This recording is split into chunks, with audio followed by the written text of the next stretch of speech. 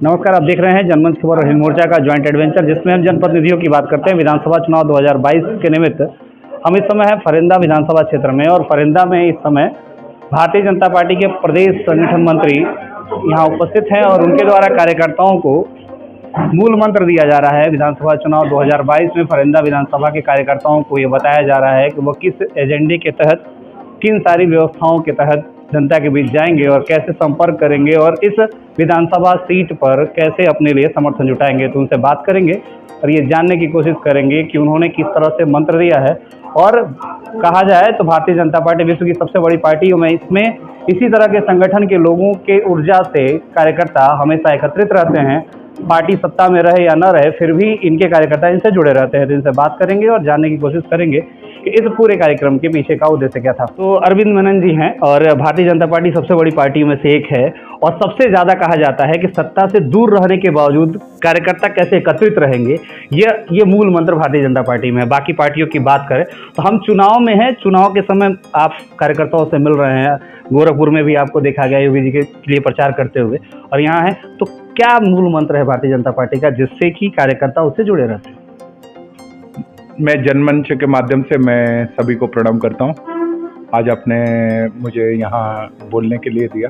आज आप देख रहे हैं फरिंदा विधानसभा भारतीय जनता पार्टी के जिस तरीके से कार्यकर्ता आज कार्यकर्ता सम्मेलन में आए हैं और जिस तरीके से ओवरफ्लो कर रहे हैं, एकदम सीधा इसका मतलब है। और जिस तरीके से जनसंपर्क करने हम जाते हैं और जनता का जिस तरीके से विश्वास भरोसा हम लोगों को दिखाई पड़ता है, उनके आंखों में देखने में, उनके चेहरे पे जो मुस्कुराहट दिखाई पड़ती है, हंसी दिखाई पड़ती है, जो फील करते हैं, वो एक भारतीय जनता पार्टी की सरकार में जिस तरीके से उनको सुरक्षा प्राप्त हुआ है, भारतीय जनता पार्टी की सरकार में, केंद्र की सरकार में या प्रदेश की सरकार के द्वारा जो उनको बहुत से लाभ हुए हैं, जनता को सीधे लाभ मिला है अन्य योजनाओं के माध्यम से। एक सरकार की योजनाओं का लाभ मिलने के कारण एक लाभार्थी समाज के माध्यम से बहुत बड़ी संख्या समाज की भारतीय जनता पार्टी के साथ जुड़ी है।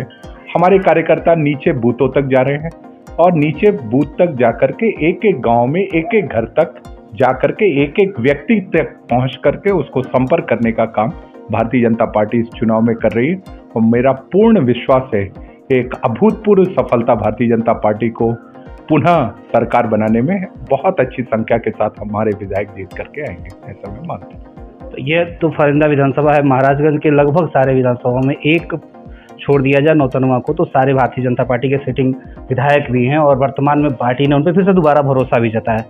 इतना लंबा कार्यकाल के बाद से जब भाजपा सत्ता में आई और कार्यकर्ताओं को जो मेरा क्या है कि आप संगठन के हैं और संगठन को जोड़ने का काम है। अभी आपने बताया कि आप बंगाल के प्रभारी थे, बंगाल में आप रहे। तो इन सारी चीज़ों में कार्यकर्ताओं के पीछे कौन सा ऐसा मंत्र रहता है कि इतने ज़्यादा अच्छे कार्यकर्ता दिखते हैं, जबकि समाजवादी पार्टी है, बहुजन समाज पार्टी है, इन सब चीज़ों में एक मौका परस्ती दिखती है कि सत्ता आती है तो लोग जुड़ते हैं और सत्ता चली जाती है तो लोग दूर हो जाते हैं। आपने जिस बात को पूछने का मैं समझ पाया हूँ, भारतीय जनता पार्टी कार्यकर्ता से इतने नज़दीक तक क्यों जुड़ी है ना जी। भारतीय जनता पार्टी का मूल जो हमारा जो बेस है वो कार्यकर्ता है। सबसे पीछे की पंक्ति पे जो बैठा कार्यकर्ता उतना ही महत्वपूर्ण है जितना सबसे आगे की पंक्ति पे बैठे हुए लोग। ये कार्यकर्ता आधारित राजनीतिक दल है। दूसरे जितने राजनीतिक दल हैं ये सब पर्सनालिटी बेस्ड पॉलिटिकल पार्टी। मुलायम के बाद सबको मालूम है कि मुलायम का बेटा पार्टी का मुखिया होगा, लालू प्रसाद यादव जी का जो राजनीतिक दल है उनका बेटा होगा, ममता के बाद उसका भतीजा होगा, कांग्रेस में मैडम है, मैडम का बेटा है, बिटिया है, अब छोटे छोटे बच्चे हैं, ये भविष्य है उनका। लेकिन भारतीय जनता पार्टी में बताइए ना, नड्डा जी के बाद राष्ट्रीय अध्यक्ष कौन, स्वतंत्र देव सिंह जी के बाद राष्ट्रीय प्रदेश का अध्यक्ष कौन, कोई नहीं बता सकता। सामान्य से सामान्य कार्यकर्ता असाधारण पदों पर यहाँ पर पहुंचते हैं। यही भारतीय जनता पार्टी की ताकत भी है, यही भारतीय जनता पार्टी का आत्मा भी है। पहले हम 11 करोड़ मेंबरशिप किए, फिर हम 8 करोड़ फिर मेंबरशिप किए। विश्व का सबसे बड़ा राजनीतिक दल भारतीय जनता पार्टी आज है।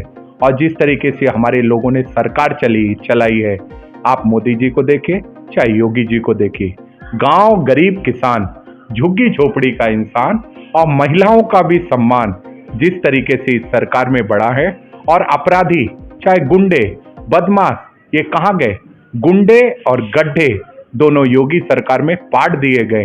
अगर पाकिस्तान के आतंकवादी यहाँ पर घुसते हैं तो उनको गोली और से मारने का काम इस सरकार में हुआ है, और इसी तरीके गुंडे हैं तो उनको जेल भेजने का काम योगी जी की सरकार ने किया है। और ये विकास की सरकार है, काम करने वाली सरकार है, ये चुप बैठ करके। और दूसरी जो सरकारें थी सपा की, आज लोग याद करते हैं 2017 के पहले सपा की सरकार में किस तरीके से गुंडागर्दी थी, किस तरीके से हमारी माँ बहनों के आत्महत्या के साथ में खिलवाड़ होता था। आज किसी की हिम्मत है क्या? इस प्रदेश की जनता में कोई आदमी किसी भी गुंडे बदमाश में किसी के में हिम्मत ही नहीं है कि कोई हम लोगों के साथ में कोई अभद्र व्यवहार किसी के साथ में वो कर सके। तो ये एक सरकार चलाने का जो ये होता है, ये भारतीय जनता पार्टी ने अपने काम के आधार पर योगी जी ने इसको सिद्ध करके दिखाया। आपने समय दिया, हमसे बात की, इसलिए धन्यवाद। बहुत बहुत धन्यवाद देता हूँ, आपने मुझे मौका दिया हमारी बात को रखने का। मैं आपको साधुवाद देता हूँ। आपके माध्यम से मैं ये बोलना चाहता हूँ, जो सच है, और ये आप हमारे तीसरी आंख हैं, आपके माध्यम से जनता देखती है और सच्चाई को फील करती है। आपने इस चीज़ को हमको मौका दिया, मैं धन्यवाद देता हूँ। और आज फरेंदा की विधानसभा में जिस तरीके से कार्यकर्ता उमड़ करके आए, मैं पूर्ण विश्वास और भरोसे के साथ कर सकता हूँ भारतीय जनता पार्टी यहाँ पर अभूतपूर्व सफलता पुनः प्राप्त करेगी। बहुत बहुत धन्यवाद। तो ये थे हमारे साथ भारतीय जनता पार्टी के राष्ट्रीय मंत्री अरविंद मेनन जी, और इस तरह की खबरों के लिए जुड़े रहें आप जनमंच खबर के साथ। जनमंच खबर और हिंद मोर्चा के इस कार्यक्रम को देखने के लिए आपका धन्यवाद।